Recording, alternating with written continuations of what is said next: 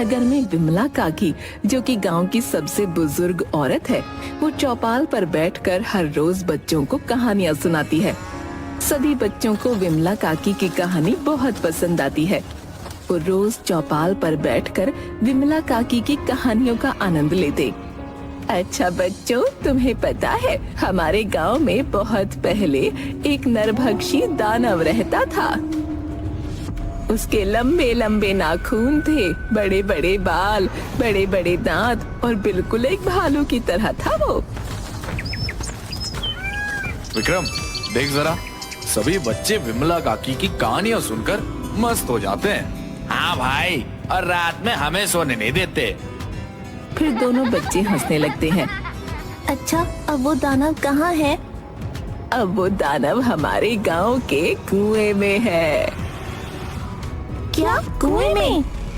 हाँ, हमारे गांव के कुएं में। अब जो भी बच्चा पढ़ाई नहीं करेगा, जिद करेगा, वो दानव आकर उसे खा जाएगा। क्या, खा जाएगा? चलो अब जाओ यहाँ से और जाकर सो जाना, ठीक है? सभी बच्चे वहाँ से चले जाते हैं। सभी बच्चे खेलते खेलते उस कुएं तक पहुँच जाते हैं। देख बंकू, अगर तूने मेरी गेंद नहीं दी तो तुझे वो राक्षस खा जाएगा। तुझे अभी भी वो राक्षस वाली बात याद है? अरे वो एक कहानी थी बस, और कुछ नहीं। अगर सच में कोई राक्षस होता तो क्या हमारे घर वाले हमें यहाँ आने देते? और अगर राक्षस हुआ तो? अरे तू भी किन बातों में विश्वास करता है? चल मैं तुझे उस कुएं में दिखाता हूँ, कोई राक्षस वाक्षस नहीं है। फिर सारे बच्चे उस कुएं के पास चले जाते हैं और उस कुएं का ढक्कन खोल देते हैं। तभी उन्हें बहुत डरावनी डरावनी आवाजें सुनाई देती हैं। सभी बच्चे डर के मारे वहाँ से भाग जाते हैं। शाम को जुगनू अपने खेत में कुछ काम कर रहा था और घर जाते समय उस कुएं के पास से गुजरा कि अचानक कुएं के पास से वो गायब हो गया। गांव वाले उसे ढूंढ ढूंढ कर परेशान हो गए, लेकिन वो नहीं मिला। तब से रात को जो कोई भी उस कुएं की तरफ जाता, वहाँ से फिर लौट कर नहीं आता। गांव के सभी लोग चौपाल पर बात करते हैं। मुखिया जी, हमें कुछ करना होगा। कुछ दिनों से जो कोई भी उस कुएं की तरफ जाता है, लौट कर नहीं आता।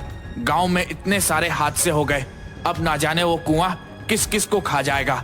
हमारा शहर जाना बहुत जरूरी हो गया है।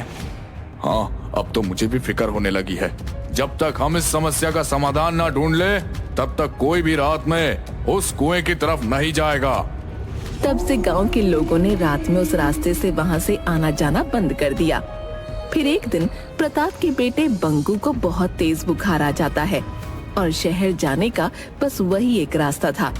बंकू की हालत बिगड़ने लगी तो प्रताप बंकू को लेकर उस कुएं वाले रास्ते से ही शहर के लिए निकला। शहर से आते वक्त, सुनिए जी, जल्दी जल्दी चलिए, शाम हो गई है। हमारा यहाँ ज्यादा देर रहना खतरे से खाली नहीं है। अरे हाँ हाँ, चली तो रहा हूँ। पिताजी, क्या सच में इस कुएं में कोई राक्षस रहता है? हाँ बेटा, लगता तो ऐसा ही है, पर अब जल्दी जल्दी चलो। जब तक बंकू दौड़कर उस कुएं के पास चला जाता है। अरे अब खड़े क्या हो, पकड़ो उसे, देखो वो उस कुएं की तरफ जा रहा है। अरे तो मैं क्या करूं? सुबह से तो बुखार में था और अब देखो कैसे इधर उधर दौड़ रहा। बंकू, ए बंकू, रुक जा। बंकू उस कुएं में झांक कर देखता है और प्रताप उसे पकड़ने के लिए झपट्टा मारता है। तभी बंकू का पैर एकदम से फिसल जाता है और